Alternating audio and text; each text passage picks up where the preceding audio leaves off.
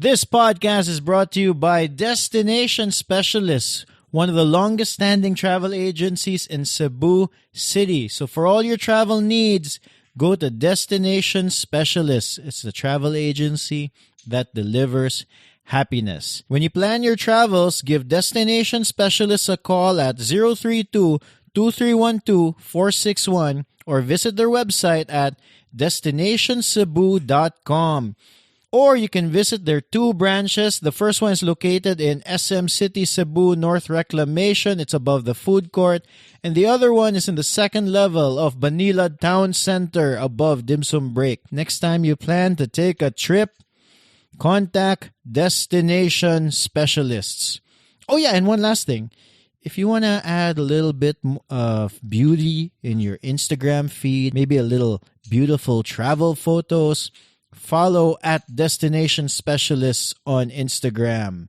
Also, if you want to support 032 Conversations, consider becoming a patron member. Head over to patreon.com/032. That's 032 in letters. I'll put a link in the show notes. If you've genuinely found this podcast helpful to you, helpful to the culture, helpful to the creative community, if you find that it moves the culture forward, then consider supporting us on Patreon. Because it's a lot of work to do this podcast. A few months ago, I saw a friend of mine in the mall, and he commented that he listens to the podcast, and he told me to keep it going, and I just told him, I'll try. He seemed surprised by that response, and then he asked me, why try? But the truth is, doing the podcast takes a lot of time and effort. But don't get me wrong, I love doing it. I get a lot of learning from my guests, but listener support would be greatly appreciated. So if you genuinely find the podcast useful, if you think it pushes the culture forward, consider supporting us on Patreon, patreon.com/032. Now let's get to the show. Welcome to 032 Conversations, the podcast where we talk to creatives, see how they live, and how they do their work. I'm your host, Carlo Villarica. Hello. I am currently sitting down. It's a Monday. It's late Monday afternoon. It's been a busy Monday. So I've only been able to record this intro late Monday afternoon. I usually try to do it first thing Monday, get it out of the way, but today was busy. And it's trying to... basically, what I'm trying to say is I have a little guest with me right now. Hey, Matt, say hi, say hi. Hi. Yeah, he's trying to be quiet. I was trying to do that intro. I was doing the ad read, and he was there beside us. Besides, you might hear a little noise. So I've instructed him to be quiet. Right, Matty? Yeah. All right. So we'll see how that goes. So the past week was a busy one. I went to Room 11, and then I picked up the files for the latest Rescue a Hero song. That's from our little band. I'm excited. There's probably very few people in this world who are excited, but I am. It's fun because music was a big part of my life a long time ago, and it still is, but it's not something I get to do very often. And a couple of months back, the guys were here, and we recorded the song. We'll probably release it. I don't know. I actually don't know when we're going to release it. Probably in a month or two, or maybe less. Who knows?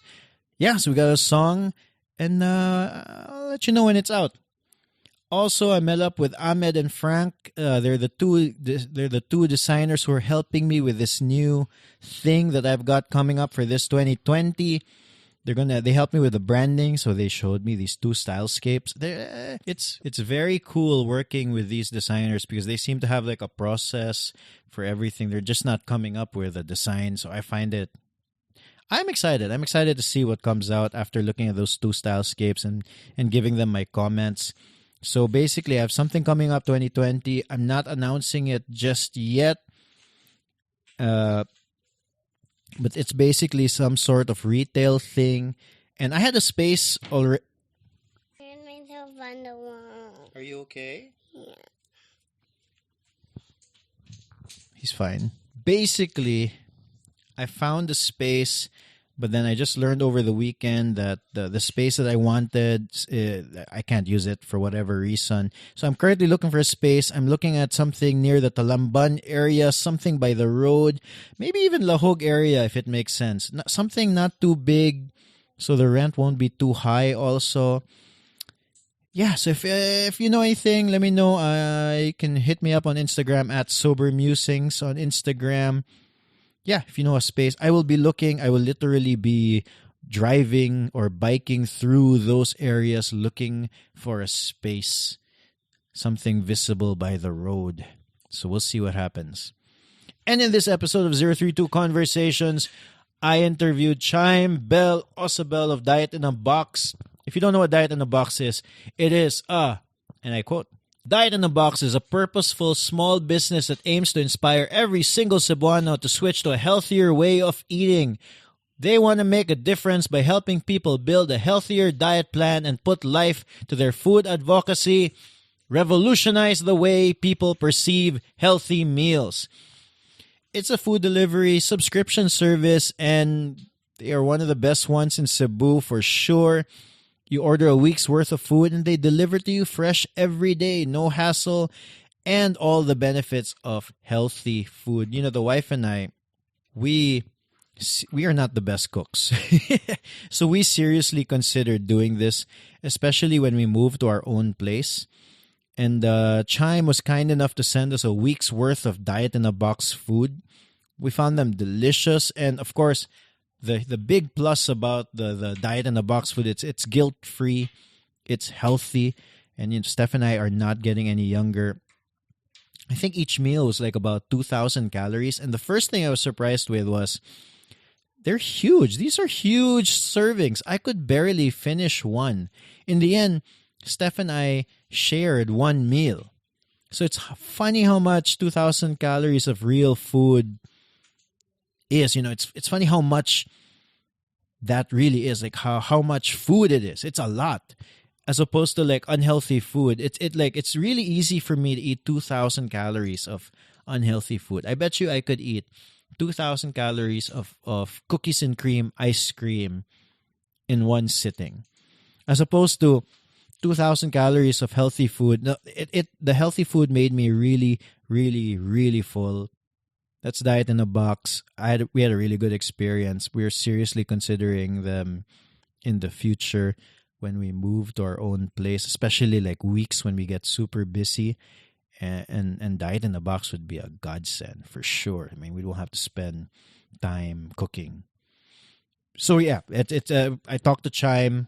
And I got so much out of it. In fact, I don't want to spoil it, but I got so much out of it, and it's something that I want to use. So one of the things that he does on a regular basis, I want to do a version of that in this business that I'm coming up with in the future. So if this is your first time to listen to 032 Conversations, please subscribe. We have a new episode every Tuesday. Okay, Matty's making noise. Matty. Say, let's get to that interview with Chime. Say it.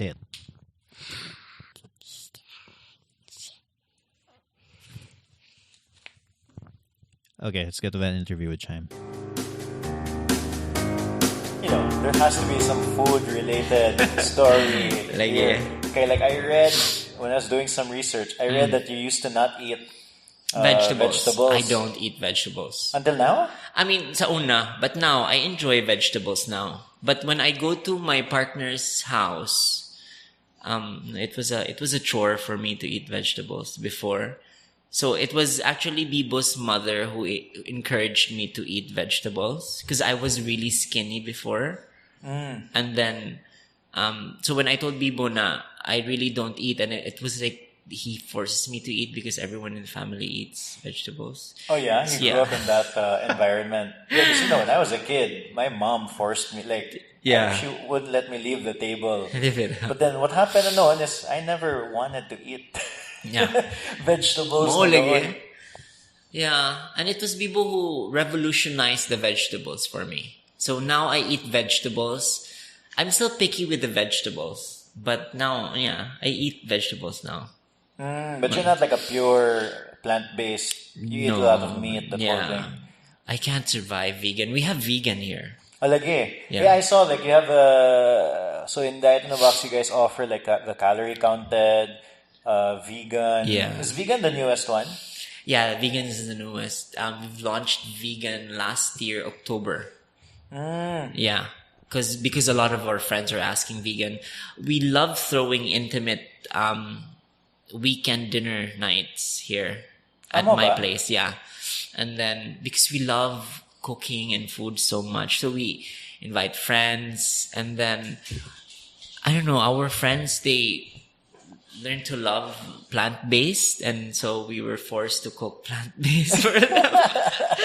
And then, yeah, that was it. And then we told everybody, no, I think this is the right time for us to do vegan. Okay. So you guys already had Diet in a Box when this was happening. Yeah. Kanang. Because if you, what I realized was, if it's cooked well or done in a really, kanang, not the usual, I don't know, steamed vegetable or like ano ba, but like vegetable, like it's really tasty. Kanang if it's done really well. Yeah. No. Unya, my assumption is murag ana, like there's some thought put into it. Yeah. No. And we really studied vegan. And then we also got people to help us out. Not just like it, not just people off the streets, but we really hired the seasoned chefs to help us out with the vegan. Yeah. Also with the calorie counted, the ketogenic diet. So we just didn't just, invented it. There was like really a study before we launched. There was a lot of thought put into it. In the beginning, it was just the calorie counted. Yeah, which is the easiest. So, you just count the calories. Everyone can do it. Like, even I myself, like I open an application and check on the calories of each ingredient. Okay. So it's easier for you to prepare a calorie counted meal plan. But when we've launched the lean machine, we're in its high protein, low carb diet. That was the part where I think this is a time for us to study this kind of, diet meal plan.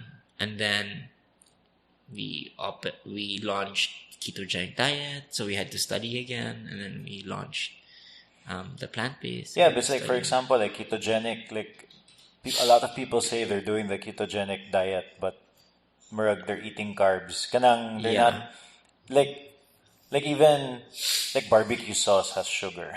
Exactly. That's what people that's what people do. And then they're doing the bad kind of keto. Like chicharon or sige. I think there was like a misconception of that kind of diet with most people. So we really have a nutritionist. Oh, really? Yeah, we have. So Doc Ranis is helping us out, but not, she left us last year, September, because she married naman. She went to Ireland. Okay. Yeah, but when we started, we really have a nutritionist. But what did you guys learn when doing this process of kanang let meal plans and all that? Yeah, like diba, because diba, like this is one of the things I was interested about. For like I want to say 5 years ago, less, 4 or 5 years ago. Yeah. That's really the only time I started thinking about like food. Yeah. No? Good water.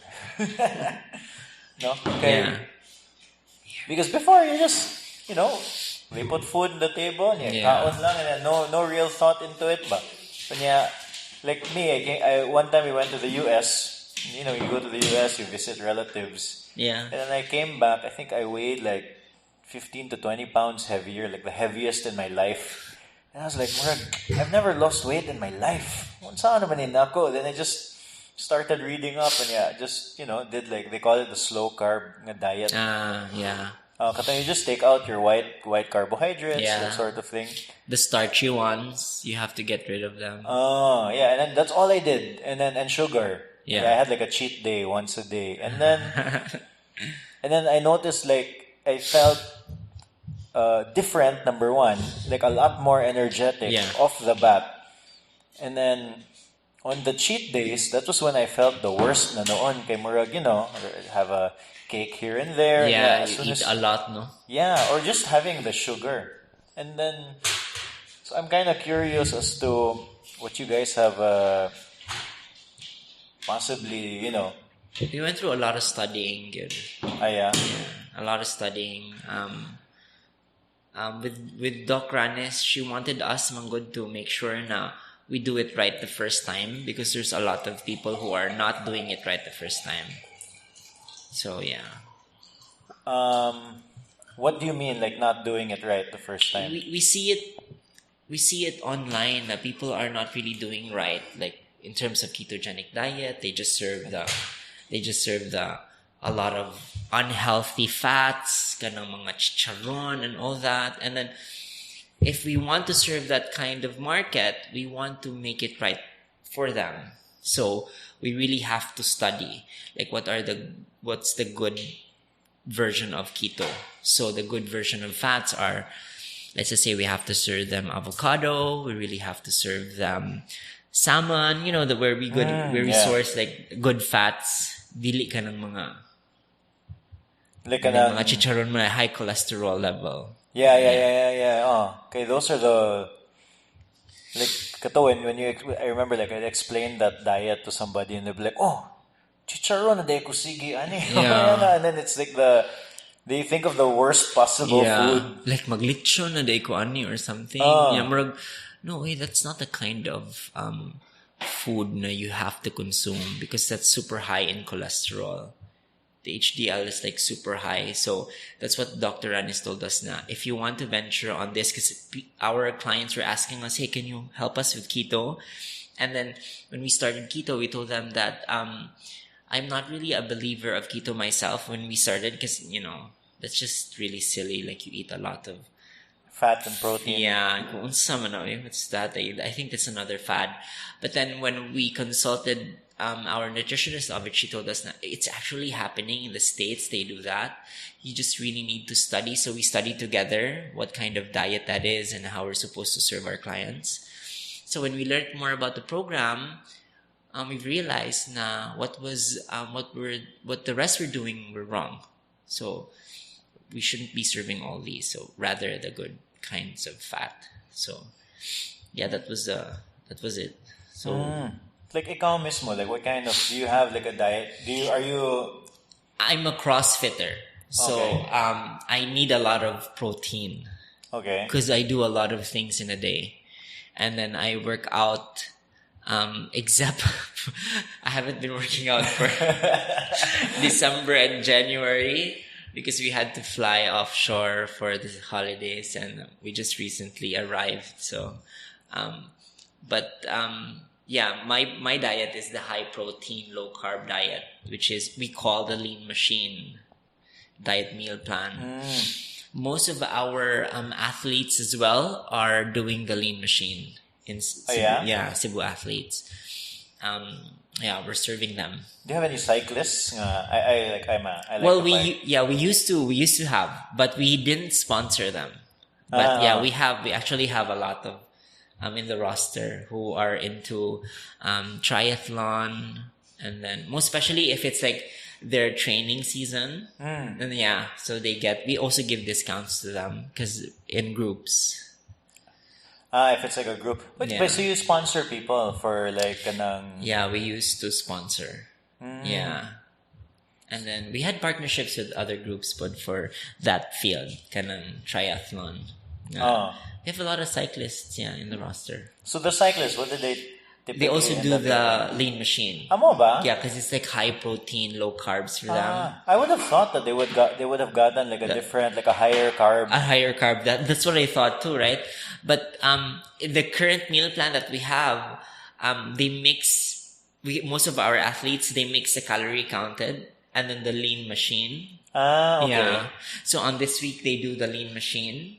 And then on this week, they do the calorie counted where it's like, we want high carbohydrates and stuff like that. So the good thing with ours is if you want a specific diet meal plan, that's tailor fit to your activity, we can definitely facilitate. Amo ba? Yeah, you just have to let us know.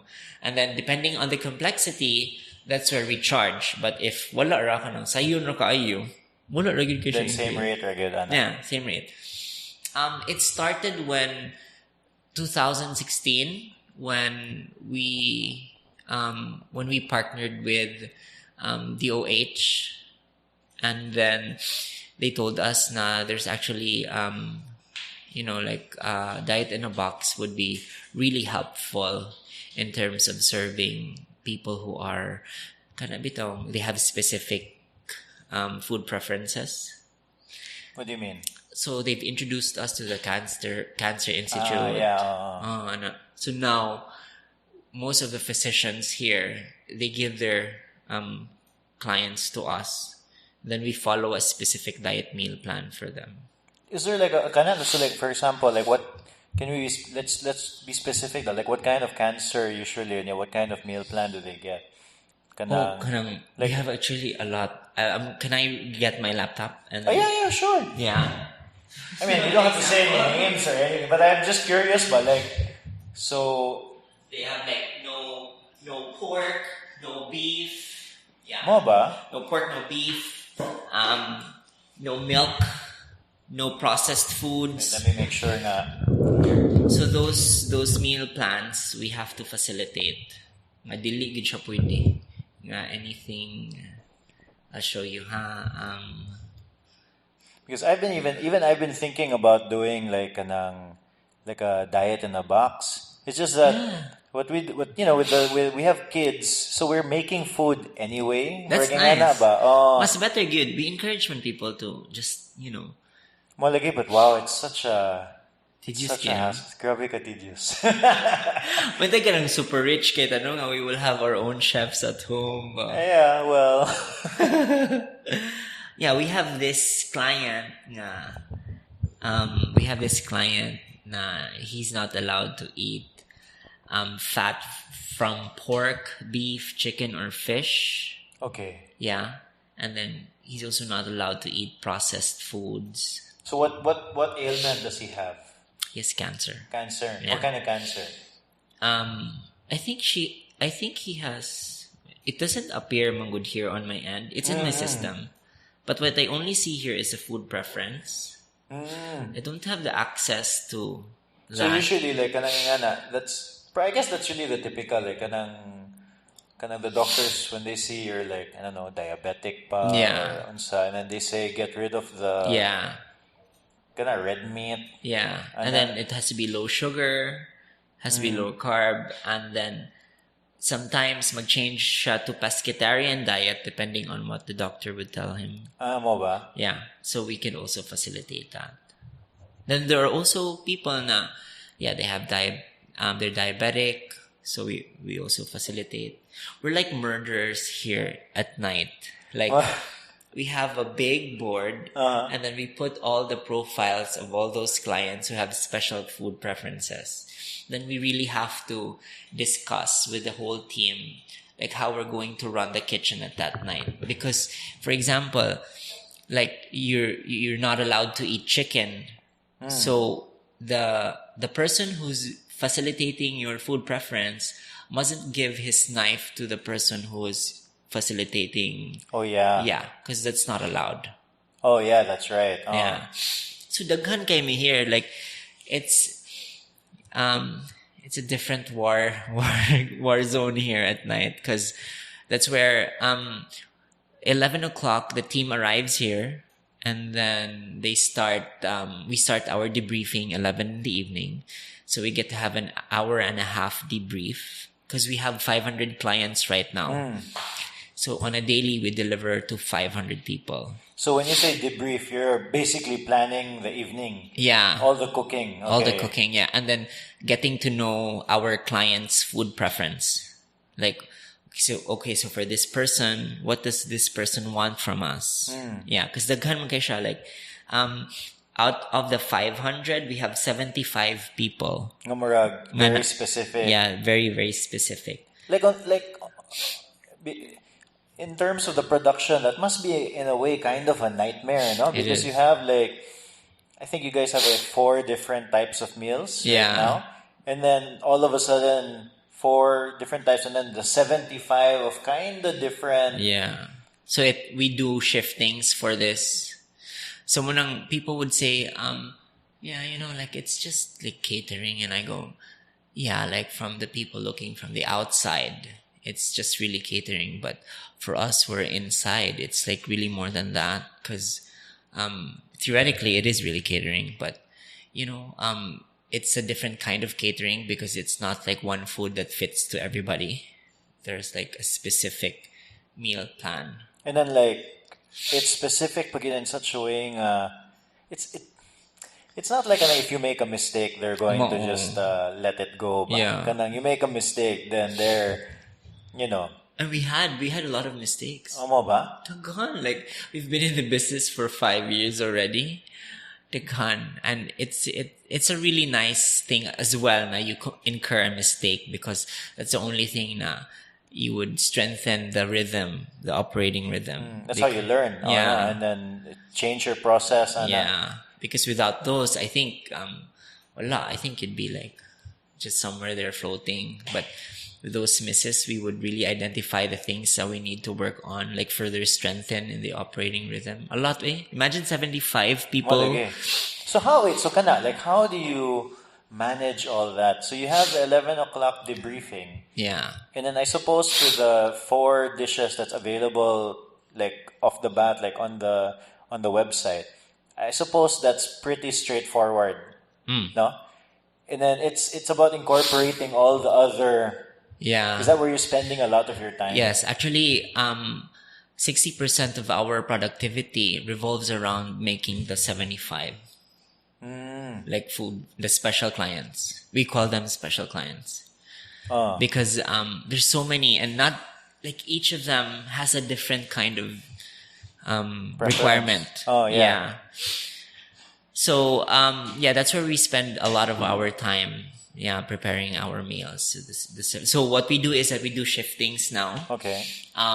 So we start our debrief at 11, and then we finish at 12:30.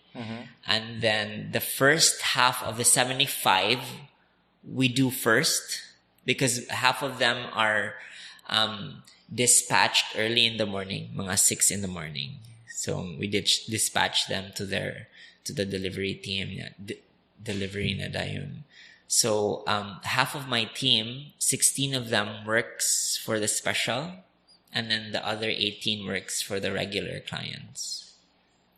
Oh yeah. So yeah. So that's how you do it. So you shift it. So like the first half of the 75 later in the first thing in the evening, then later early morning. Yeah. It's the other half. Yeah. In the background, everybody's working on the on the regular. No. Yeah, and then they have different stations. So the regular. All the cooks who are facilitating the regular meal stays at this station, and then the special client stays at this station. And then we name all the chefs who are facilitating the specials, and then we group them. So out of the 75, 10 are going to your station, and another 10 goes to your station. Then the executive chef and the kitchen supervisor then mans the entire shift and sees the rhythm if it's still, And then this is going on at like in the middle of the night. Yeah, like where everyone's sleeping. But everyone's sleeping, we're awake, and then it's a tough world. It's a tough workplace actually. It's very exhausting. It's very, very exhausting. It's exhausting because, it's not just really about facilitating their food preferences. It's also letting them pleasing them. Like we really pleasing the customers. Yeah, because we want to please them too. Because it's very difficult because we have different. How would I say this? We have different likes, so we also want to please them, but. What do you mean please them? Like the food has to be good. Yeah, like, the food really has to be good. Yeah. Like I know we haven't mentioned it, but there's an assumption that it tastes. Yeah, they say but it's gonna be hospital food if it's diet food. So that's why we're anchored to our purpose, which is to revolutionize the way people perceive healthy meals. And that's what Diet in a Box is all about. We want to revolutionize the way people perceive healthy meals. So I myself, I'm very anchored to my purpose that, to that. I'm very anchored to that. So I always tell our team that, this happens every debriefing. The reason why we do what we do is because we're helping people with all these conditions. And even though it's exhausting, even though it's tiring, like we have to spend the day, the hour in helping them because they can't do it by themselves. And that's the reason why we're here. At the same time, we also want people to, we want to please them, because if they will try our meals and then, we've proven to them that it's just another boring food, then they're not gonna get our service. So yeah, when you guys started 5 years ago, you were serving how many people? Like the first batch, it was funny. It's just 5 of them. Oh, diba? And then it's just 5. Now it's 500. Imagine. Lagyo eh. It's amazing. I think I'd like to say that, and I think it's safe to say that, I think because we're anchored to our purpose. I think because we know the reasons why we do what we do. And I think that's the reason why it went to 500. Do you have your purpose? Is it like written down somewhere? Or kanang like, do you verbalize your purpose? Is it? Yeah. Even on our branding, we put it there. Oh, what is it? What is it exactly? Revolutionizing the way people perceive healthy meals. Okay, kana. So that's okay. Yeah. We put it everywhere, like on our branding, the paper bag, the containers, everything. So that's the North Star. Yeah. Yeah. And every day we always talk about it. There's I think in a day, because we do 2 debriefs when we start the shift and before we end the shift, we always talk about that, like our purpose. Where did you learn this? Like, one of the reasons why I like to do these interviews is you get to learn from other people. And usually I talk to a lot of like artists, musicians, and I have an idea of how they do their thing. No? Mm-hmm. The interesting thing is when you talk to business owners also, is that you figure out it's not as easy as putting in the money, paying somebody to do it, and then telling them, okay, this is what we're doing. Yeah. Make meals for 500 people, and then go and do your job. Yeah. There's a lot of Kana every day you guys have a debriefing. Yeah. No? You don't just come in for work and then your chefs don't just come in. I'm making some assumptions. Yeah. Your chefs don't just come in, there's a piece of paper that tells them what to make and then they make it. No. It's not like that. It's not like that. I love your job, by the way. Nice guy. You get to talk to a lot of people because you learn a lot of things from someone every day, like when you get to meet someone. That's the biggest perk. Like, well, I guess what I've learned about this, I think part of my DNA in the corporate was really to understand the reasons why I do what I do. And most especially with my department before, with the business development team. In your corporate job? Yeah, in my corporate job. I think that it was wired in our DNA. Now we really have to think like that. Because, you could easily learn the tricks wherever you are. Like, they put you in a different department. As long as you're willing to learn, you could easily master the tricks. But I've seen so many people who are... They don't really know the reasons why they're doing it.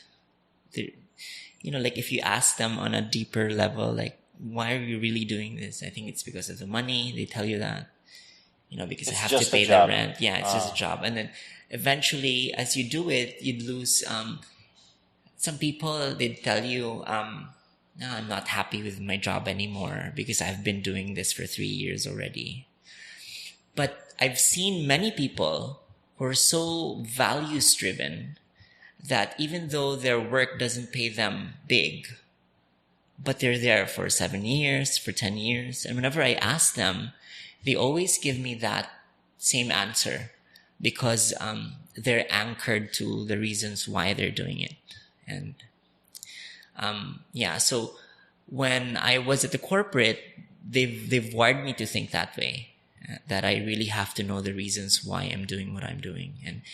And so when Bibo and I, when we put up this business, it wasn't really about us profiting. It was us helping people. And and if you really know the reasons why you do what you do, you become articulate. Now it's easier for you to, to say the things in your heart, and people easily follow you. And when I talk to the team about it, they easily get my vision, like what I want them to see.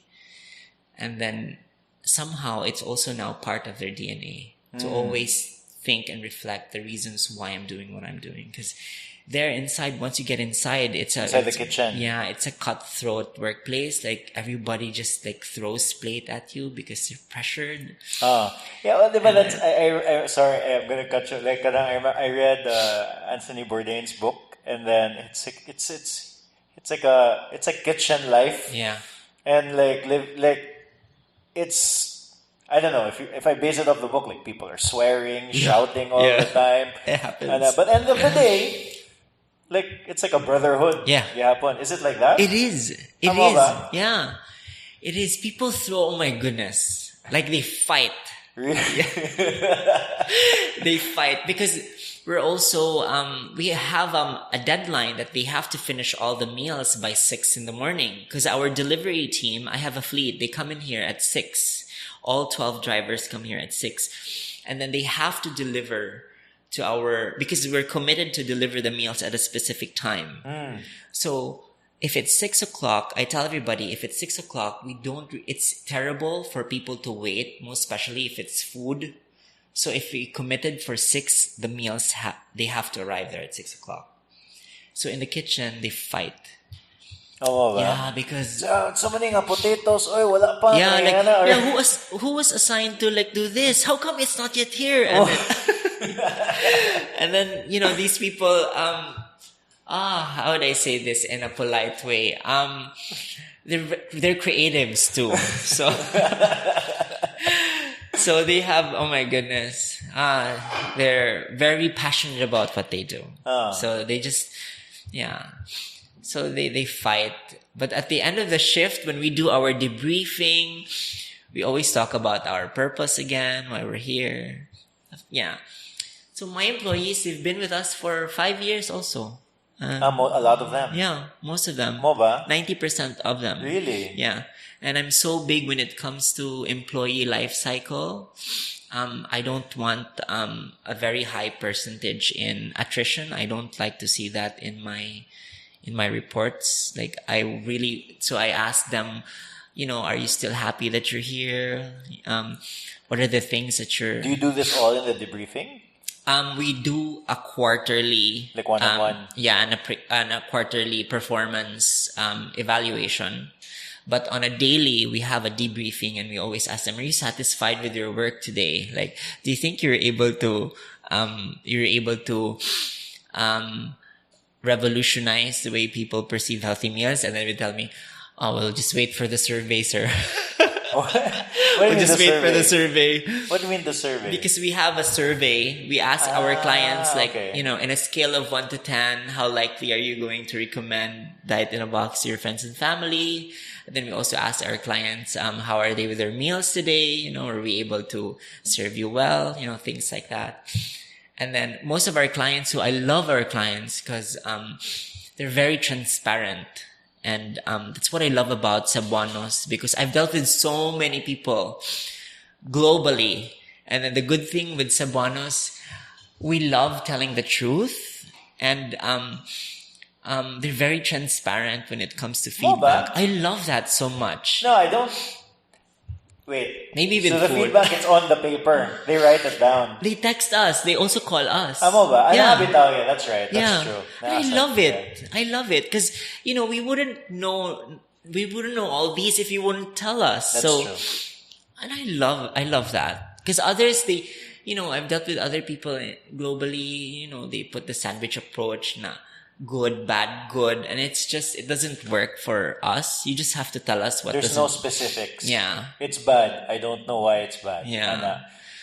So I love it, and then after that they tell us, and then Shang helps me out as well with client relations, and then once we have collated all the feedback of the day at night, we talk to the team, the debriefing.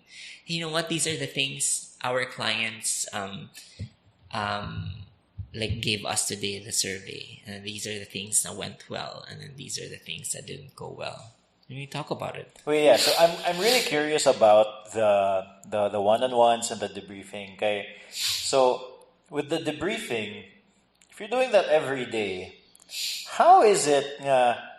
How do you avoid just saying the same thing you did last week? Like, how is it different? You get what I'm saying?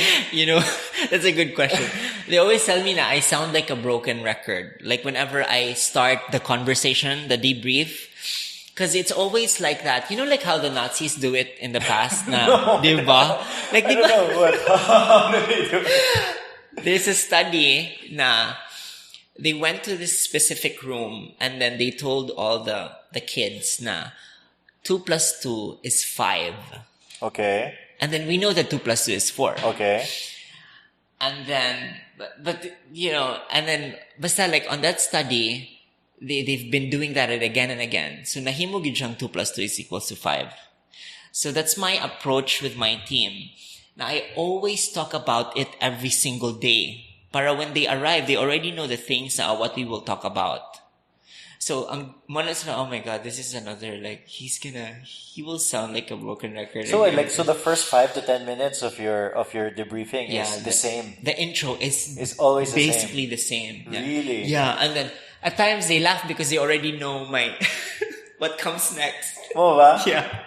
They already know what comes next. And then, but that's a good thing about it because they already know the things that I will ask from them. Yeah. So they already have an answer to it. So when they work, they already know, because I always tell them na, what do you think will the customer say, or what would be their feedback if we give them this meal? What do you think? Yeah, we base it from, because they send us pictures or photos or feedback, and then I always tell them that, now what do you think will be their rating? Why do you think it's a 6 or a 7? And then balik-balik siya, every single day. Funny kayo siya. I cannot resist. So can you give us I don't know how long your spiel is for the debrief, but can you give a I don't know, a 2-3 minute portion when I start? Yeah, I'm just curious. I always ask my team first, how was your, because I don't get to ask Bibo does the debrief, the end of shift debrief, but I always do the first the intro debrief for the shift. So I always ask them, what do you think are the things that went well from last night's shift? Were we able to put life to our advocacy, revolutionizing the way people perceive healthy meals? You say it good. Oh, yeah. And then they say, but then I ask one person, so this is the grouping. Can I ask insights from the keto team? What do you think are the things that we did well yesterday? And then they're going to answer all these questions. And I'm not going to give them the feedback yet. And then ask one. I'm going to ask someone to write down the things that went well. For example, you have a board. Yeah, we have a board. We have a big board. And then after that, this is my next bill. Well, I also spoke to Chef Bibo about your shift last night, and you guys were right. These are the things that we did well during our shift last night. So based on the survey. Yeah. So they get immediate feedback. Oh, immediate feedback. Interesting. And okay. then I do the kudos. I acknowledge their performance. I'd like to take this opportunity to thank chef blah blah blah, because according to Chef Bibo, you were able to do all these things blah blah blah, productivity wise blah blah blah blah blah blah blah. And then this is the time where I give them the insights. This time I'd like you guys to know about our customers' feedback. So, okay. So this is the part where I show them the feedback. Okay, this client is getting calorie counted diet meal plan, and this is his feedback. And then that's it. Yeah, and then I show them the feedback, and then I ask them, so what do you think is the reason why the client gave us this feedback? So it's that's every day. Every day. That's why it's also to set the working environment. True. Because I don't just want them to come in here and then say, oh, did I do a good job the other night? And then somehow you're also giving them a purpose, you know? What I love about is really developing people. I think that's one of my DNA. I want to unlock the maximum potential of someone. And it's always nice to give them an honest feedback. So for them to know the things that they also need to work on. Yeah. Yeah, I mean, I'll be honest, after and I'm hearing you do the debriefing, I'm trying to think okay, if I do open up something, how do I incorporate that? Because I wanna, I'm thinking how do I incorporate that into if I have a team, a team ba? Yeah. No, because I feel like I have the tendency to be okay, this is your job. Do your job. Kau na bahala, ano ba? Yeah. But I don't know if I have the same charisma. Diba? You get what I'm saying? Yeah. Yeah, I get you. It's at times it's, how do I say this? Whenever I ask people to do it, because I do global leadership training, whenever I ask leaders to do it, you have to be authentic about it. Yeah. Because there has to be that sense of authenticity. Because if you're just forced out of compliance, lain kayo siya. But if you're really passionate about it, it just comes out naturally. It wouldn't come out as a debrief. It's like a catch up with your team. Yeah, it's a catch up with your team. And it's not just really about us citing all the things that didn't work. Because I'm so big when it comes to celebration. I celebrate wins regardless how small it is. We celebrate it. But the reasons why we need to talk about our misses is that we want to make it right for the customer. I always tell them. Very customer centric. Because they're the reasons why we're here. So if we lose them, then we also lose our purpose. Yeah, okay. But also, but I get why you celebrate the wins at good. But is it kayo if it's all negative ba? Yeah. There has to be balance. Because obviously, something might go wrong, but there's always things going right. That's right. Diba? And I hear this from my employees. They always tell me that they like the way I handle debriefing because it's more about me asking insights from them. I really process their insights because I am not a really good cook. So then I'm not there with them for 14 hours. So I always ask them, so can you tell me the reason why this happened? What do you think are the things that hinders us from performing? Things like that. What is the help that you need from me? So did you start doing this since the beginning, since 2015? 2015. That's really my language towards our employees. When Bibo and I started, it was just me and him. And then we always fight because he tells me, I am not your learner. What? I'm not your learner, he tells me. I'm not your learner. Don't do that to me. Because I always ask him, what do you think is the reason? I process his insights and he hates it. Yeah, he hates it. He goes, I'm not your learner. Don't ask me that question. And I go, no, probably because how we do it, it's different. It's different when you follow a system. And I'm so big when it comes to I'm very systematic. The blueprint has to be solid. So if if we do it today and we're not doing it tomorrow, then it's not going to be effective. It's better to be efficient and effective at the same time. But the reasons why we're all doing this, it's not just because of us. We want to make a system, but we want it right for the clients. Because from them outside looking inside, we're just really serving meals to them. Yeah, they don't see the complexity of it. Yeah. The reason why I asked about the debriefing in particular is because like you mentioned, like finding purpose, no? So there's purpose within Diet in a Box. Like, this is your purpose: revolutionize the way people perceive healthy meals. People perceive healthy meals. That's kaya, No, but also, I feel like one of the hardest things to do is to give that purpose to people who are working in the company also. Like, you can feel it for yourself as the owner. And then in fact that is expected of you because you're the owner. Yeah. But that's why I was curious about it, because like, how do you share that enthusiasm to the people who work in the company? So I guess that's one of the that's one way. Like, you're showing them every day that you care. Yeah. Like, that it is important, that you're not supposed to mail it in. True. That's so true. Good. Yeah, it reminds me of that. Like, there's that that movie Chef. I've heard of it. See, what's his name? the guy, John Favreau. Yeah, I don't. Okay. Yeah, John Favreau, diba? The guy in Iron Man, the Iron Man's assistant, the guy. Dili ni siya si Kuan, katong the one, what's his name? The Lady Gaga leading man. What's his name? Not that chef. What's his name? I don't know his name. The hangover guy. Yeah. No, not that. No, John. Well, anyway, it's this thing about it's a movie. It's called Chef. Yeah. So they're making sandwiches, and then he's making one with his son.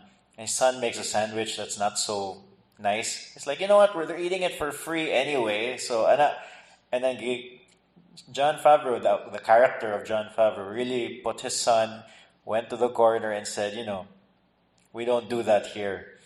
We give them, even if it's for free. Yeah. I forgot the exact line, but you get what I'm saying. Yeah. We 100% or nothing. Right.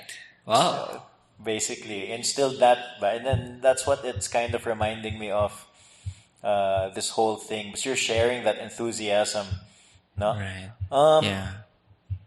So I'm kind of curious also, like, you have the different meal plans, but those are different meals. Like, every day is different, diba? Yeah. Every menu. I mean, every day's menu is different.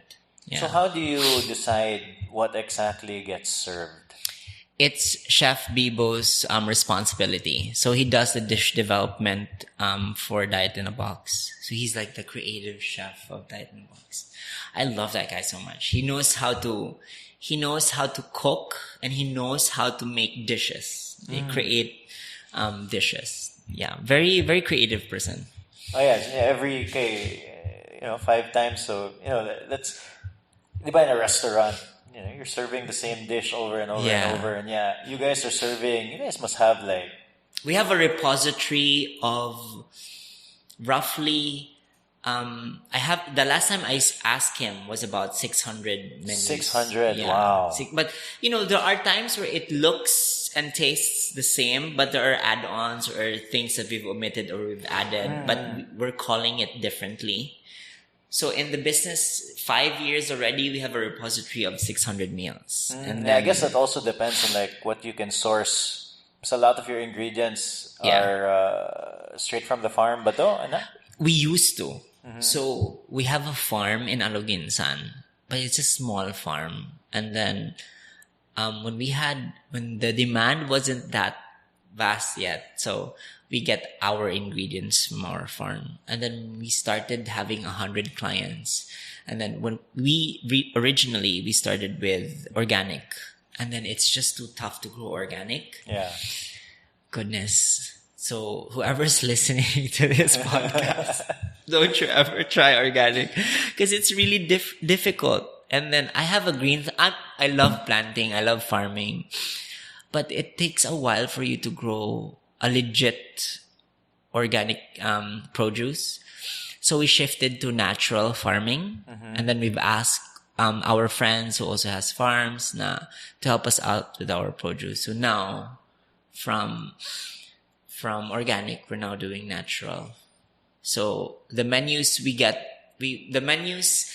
ingredients, it's just secondary. It's really what chef thinks first, and then the ingredients comes next. So you don't have a problem sourcing?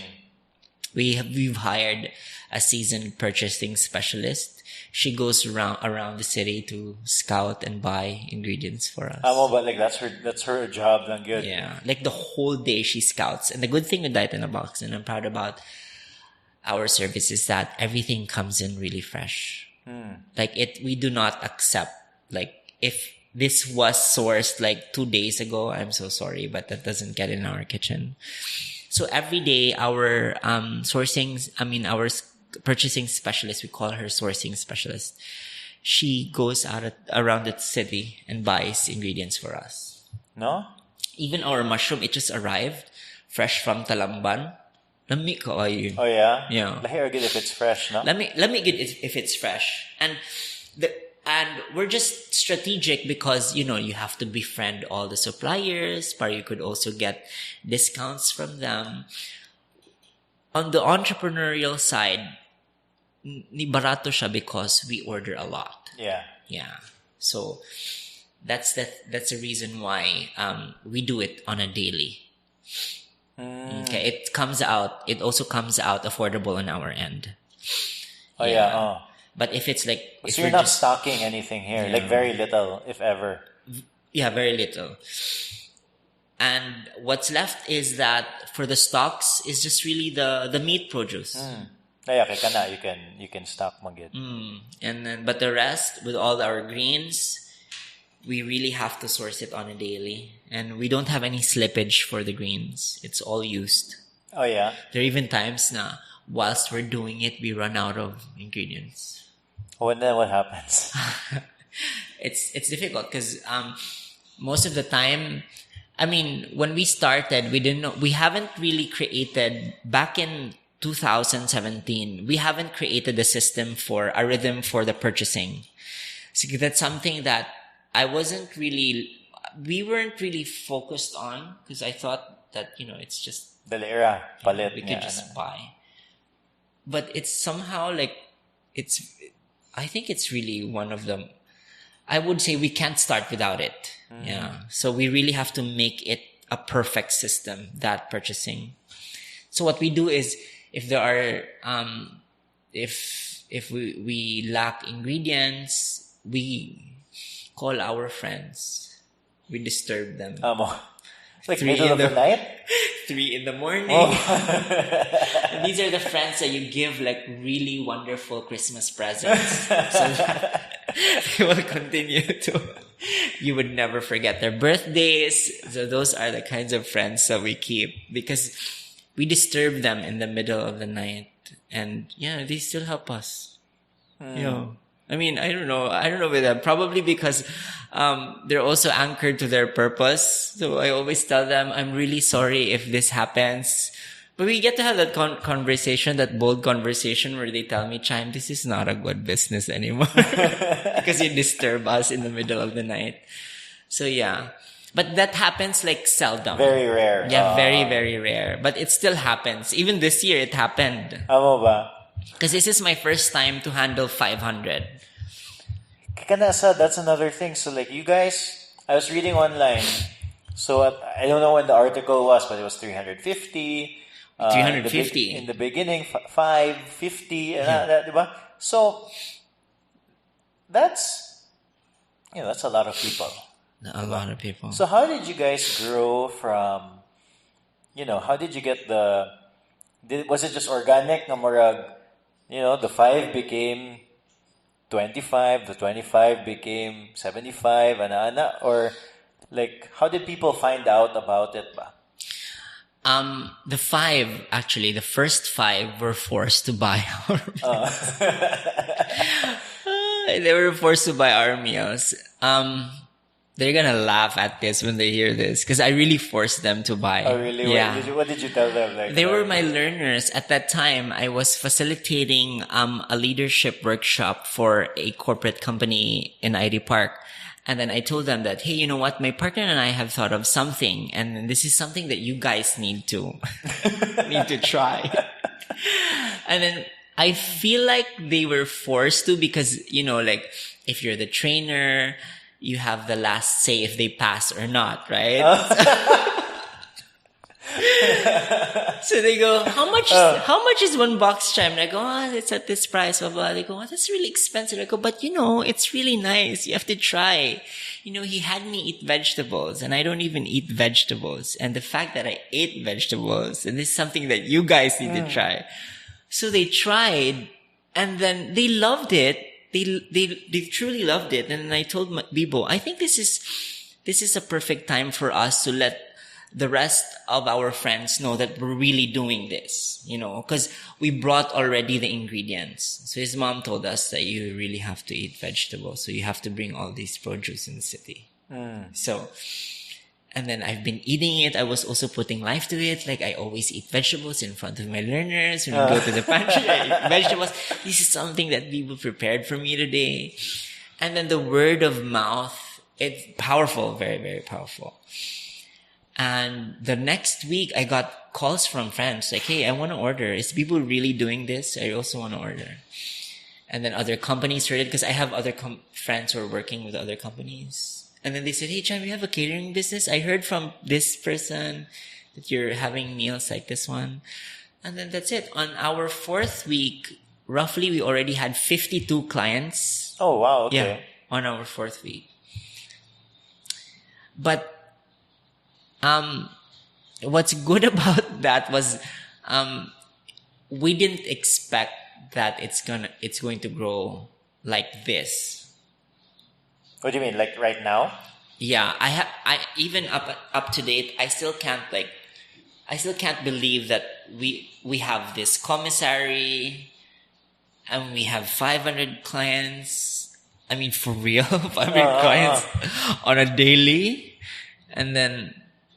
and it's, I would say, word of mouth first, and then later on,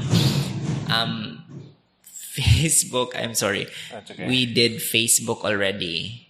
Yeah, later on.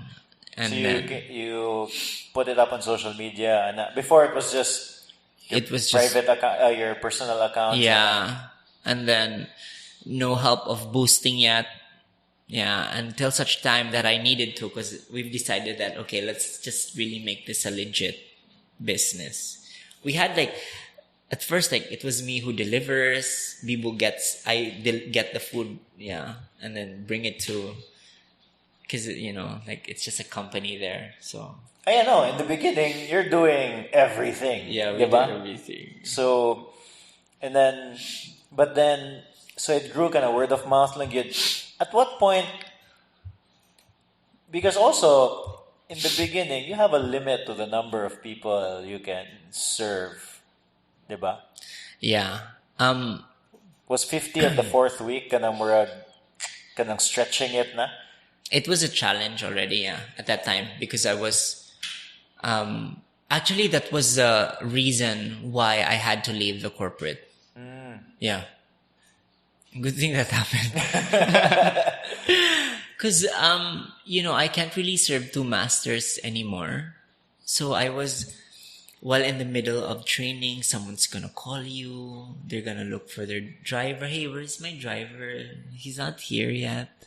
My meals aren't here yet. And then, so I told my boss, hey, I have to really resign and focus on my business. And, yeah, so my boss told me that, if you want to leave the corporate, because everyone was like, are you serious, Chime? Like, you've been in this industry for quite a while and, you're gonna just go out there and you're not even certain about that business. But I go, nothing is certain. Yeah, that's what I told them, really. Nothing is really certain if I go out there.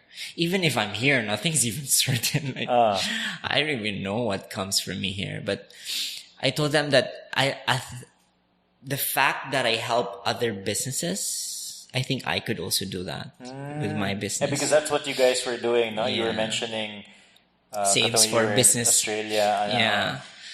And then I go, I think I'm capable of really putting on.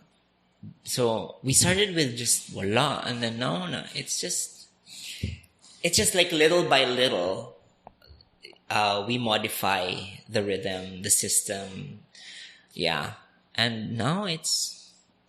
I think I would say it's solid. Yeah, it's solid. The system that we have now, I have 12 drivers already. Because that's a whole other thing also, the drivers, diba? Yeah. The deliveries. Yeah. That's another headache, the delivery. That's another headache, the delivery. Cause, it's a different challenge when they go out.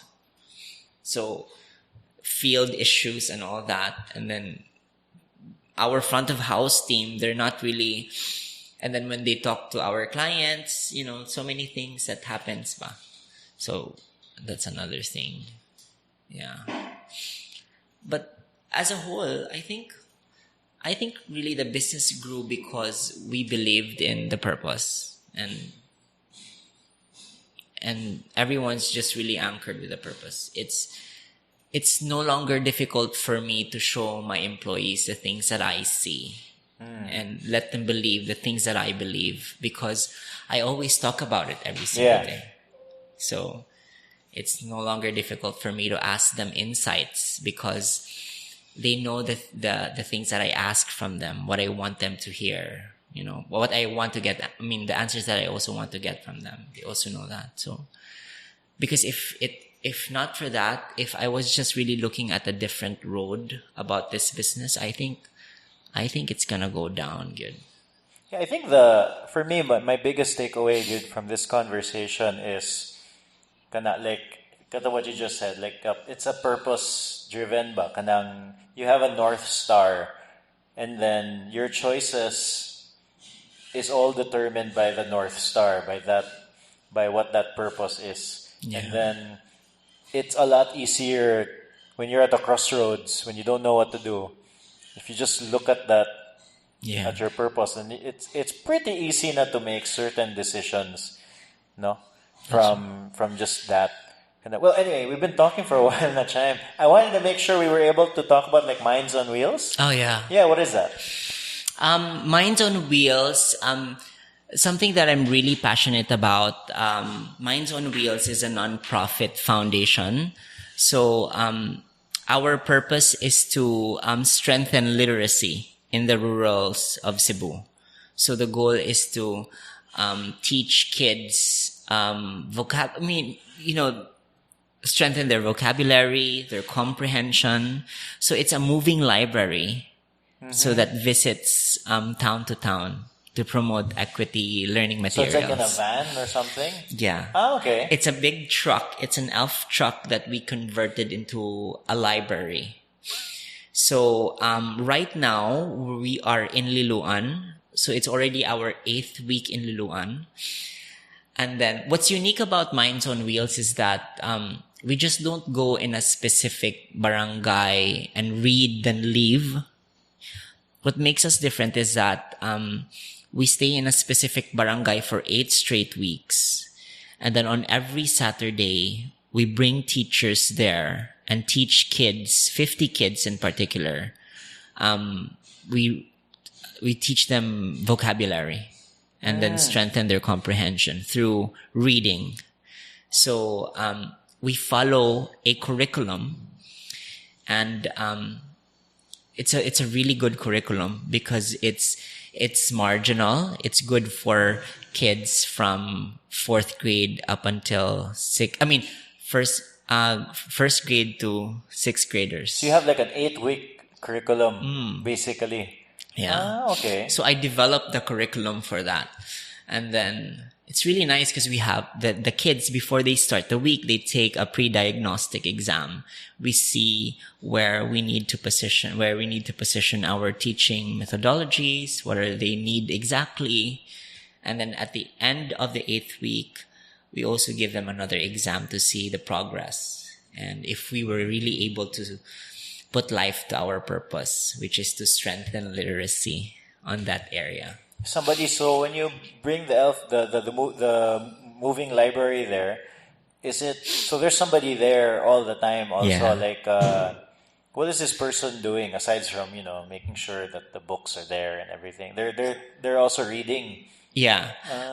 So we coordinate with the local government unit.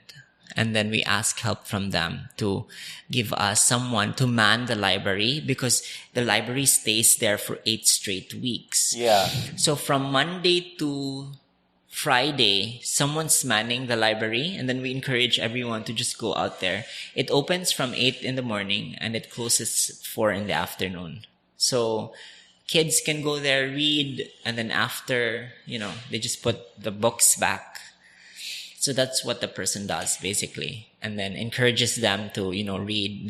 There are also small tables where they could spend, What inspired this, the project, the the Minds on movement? Wheels? Initially, we started with, we have a lot of slippage with the meat here.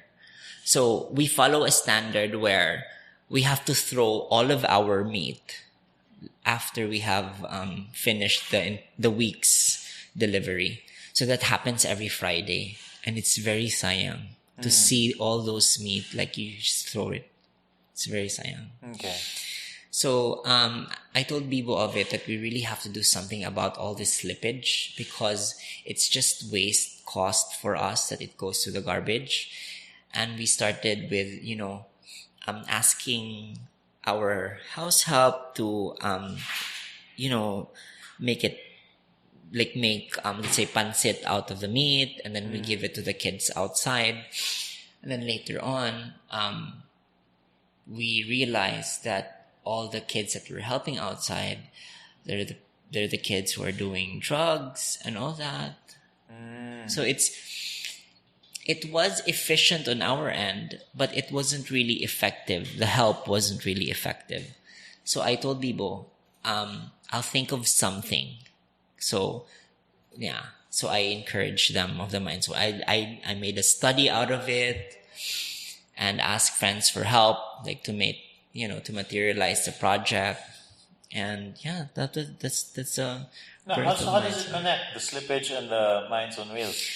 Because after we teach the kids, you give them we serve them the okay. food. Yeah. So I go, instead of just giving them, yeah. Okay, wait, excuse me. Oh. Shang, can you ask them later na lang outside? Oh, it's okay. I think we're almost in. Yeah. Pero so that's what you guys do. So like when you go there, you bring, it's like a little fiesta. Yeah. So we teach them for 2 hours, and then after we teach them, we serve them food. Okay. Yeah. So it's win-win. I'm helping kids. They learn a lot of words from us, and then they also eat our meals, and then I don't have any problems with my slippage. Oh, wala na sayang or anything. Yeah. And I'm happy about it because I came from a poor family, so I know how it is to really fight for education, and then and I'm a believer of the values of education. So I've thought of so many things to help our slippage, but yeah, I'm just really into learning and education. So I built my foundation around that, the library. So where is it going after Liloan? This April, we're going to, we will be in Guadalupe, right at the back of the church. Oh, in Kalunasan. Oh, because there is like a small community there. Where the bit? I go biking there a lot. Oh, kakuan ka ng, there, because I have to ask, this is kuan pa. Like, we're still negotiating with Mayor Labella. Okay. Yeah, but the plan was really there, and then they're still helping us because they don't have a covered court. That's the only problem that we have on that area. But they're also thinking of Mabolo, but we're really eyeing on Guadalupe. But it's really at the back. We haven't been there yet, the site. What's the name of the place? I forgot. Someone's doing the Napo, Tinali or something. That's like where the prisuhan is, diba? Like near. No, well, it's in the back. The prisuhan it's behind Guadalupe Church, but it's actually closer to Opera. CPDRC. Okay. No? Yeah. And we're just really looking for a covered court. Because there is a school nearby. And Minds on Wheels, it mura naman gud siya supplementary learning. Yeah, so you want it near a school. Yeah, at the end of the 8th week, they really learn 96 new words. Because every session, every Saturday, every week, they learn 12 new words. All right. So we're very specific. The goal is really specific. Now we just don't want to go out there and just read. By the end of this session, they have to learn all these 12 new words. A lot, and it's an eye opener for some of my rich friends because I'm like bridging that because like when I've been there and then they haven't tried. So when I post it online, they go, "Oh, okay, so it's really happening. We didn't know that there are kids who are not learning all these things." So I'm like bridging it to my friends that, like this is really happening and we have to help because, we're privileged to, it's better to help than to be, like to receive the help, right? It's different. So, no, if you're at a position where you can help, yeah. Why not? I mean, I mean, like, I feel like that's, like, what are you gonna do? And if you can. Anyway. Yeah. Imagine like, there's like an establishment in SM where one bag with a lot of school materials, it's only 220 pesos. And then imagine if you have an extra 500 pesos, you could already buy 2 bags, right? Yeah, give it away. Yeah. And then I always tell my friends about it now, like help, regardless how little is help. And with one bag, you're like inspiring someone to go to school because these kids in the province or in the rurals, they're asked not to go to school because they're forced to help their family. Or if they want to go to school, they don't have learning materials with them. So it's very lisod. So, and I was once like that because we grew up in a small town in Leyte, in Palumpon. And my mom was a teacher, but we were struggling as a family financially. And I was the youngest, so I never really enjoyed having books, though my mom is a teacher and she taught me how to read, but I always aspired to have books and discover the world. But it never really happened to me. That's happening now. But it is, yeah. That's why I have a lot of books in my house. Really? I have a lot of books in my house. I read a lot. I always read the newspaper. I always buy books if I have if I have extra and if I have the time to. And now we have a lot of books. So when I've asked people to help us out, like 3,892 books arrived. Really? Yeah, wow. Last year. November 14 of last year. So how long how long the Minds on Wheels has been going? Yeah. We've launched it in the public December 1st, but we've studied the program for 6 months. And we went to I personally went to different schools and studied the failing marks, why we are failing literacy in the region. Yeah. One of which is that the current ratio for public schools is 1 teacher is to 70. 70? Yes. Wow. 70 students? Yes. And they do shiftings right now. Have you heard of that? Have you heard of the shiftings? Yeah. Like it's really like a half day? Yeah. And then they start at 3, they end at this time. So and if then you the have, other class comes in. yeah, which never really happened during my time, thankfully, even though I Like you had studied. a full day of school Yeah. before. Also the quality of the teachers, the educators right now, probably because they're tired or I don't know. They're probably overworked and underpaid. So, which never also happened during my time because despite the fact that I was in a public school, my teachers were really sharp. I mean, I already know how to speak English when I was 4th grade. Thankfully, but now the kids now, they don't even, it's too foreign for them. So they don't come out competitive. So on my end as an entrepreneur, because we're handling businesses too, every time I do the interviews, I ask people questions and somehow there's always a problem in terms of the competitiveness, the competency, despite the fact that they've stayed in school or college for 4 years, they don't know a lot of things. So, it's an end-to-end process. Yeah. So it's somehow waste work, It's somehow waste work. So I'm a believer of that. So now my mission is to really inspire the kids to learn. Because if you just learn, you become competitive. And even though you haven't finished school, as long as you have the competency to work, then that'll help that'll help you. That Yeah, will for surely sure. help you. I think one of the things, even just putting the library there and then having somebody teach is just to show them that it's not even that difficult. Yeah. It's not otherworldly, no? That's so true. And that's my mission this year. That's really my mission this year. My hands, I'm putting it good right this year solely for Minds on Wheels. Okay. And I don't know what will happen this year, but I'm hoping that, like whoever's like listening on this podcast, right? Like would also be inspired to do something like a social responsibility, whatever that is that you're passionate about, because we're failing in so many aspects in the society, one of which is education, and we're losing a lot of gold mines, and it's just sad. Sayang. It's just super sayang. It's just super sayang. So how can people help you, man, if they feel compelled to? Books, number one, we need those. Kids love reading. If you give them a learning material that has a lot of colors, a lot of stories, they get encouraged to read, something that's fun as well. I've been asking my friends of that.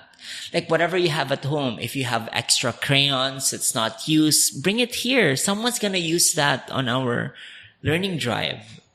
Papers, anything. They don't have those. Nada, they don't have. So where can they go to contact you on Facebook? So there's a Minds on Wheels on Facebook. Yeah, we have a Minds on Wheels on Facebook. I'll make sure to link to it in the show notes. Yeah, yes, please. And if ever they don't have the time to deliver it here, we partnered with Lala Move. Yeah. So Lala Move will give you a special discount. So they have a promo code which is also posted on our Facebook. Then you get a 50% discount. Okay. Yeah. Nice. To deliver it here. Because okay. most of the people were really busy, right? Yes. So we need Lala Move. Lala Move's the best. They help us with the fleet service. Really good company. 50%, imagine. So yeah. Well, Sam, we've been talking for a while. Thank you so much for doing this. Where can people find you online, man? Diet in a Box. We have a business page, Diet in a Box. That's a turquoise logo. Yeah. And then for Minds on Wheels, it's just Minds on Wheels. It's that colorful truck they see online on Facebook. Thank you, Kayo. Oh, thank you, Kay. It's a fun session with you. Oh yeah, it's I'll turn it off.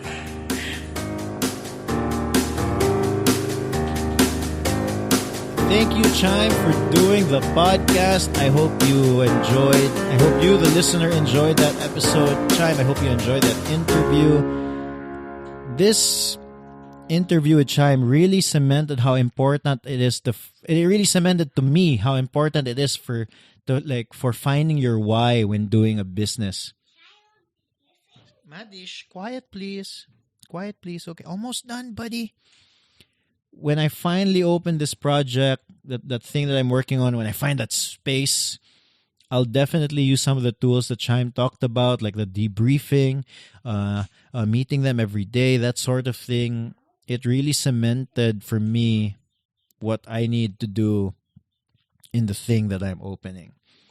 Thank you, Destination Specialist, for sponsoring the podcast. The music from this podcast is Piano March by Audionautics. One last thing.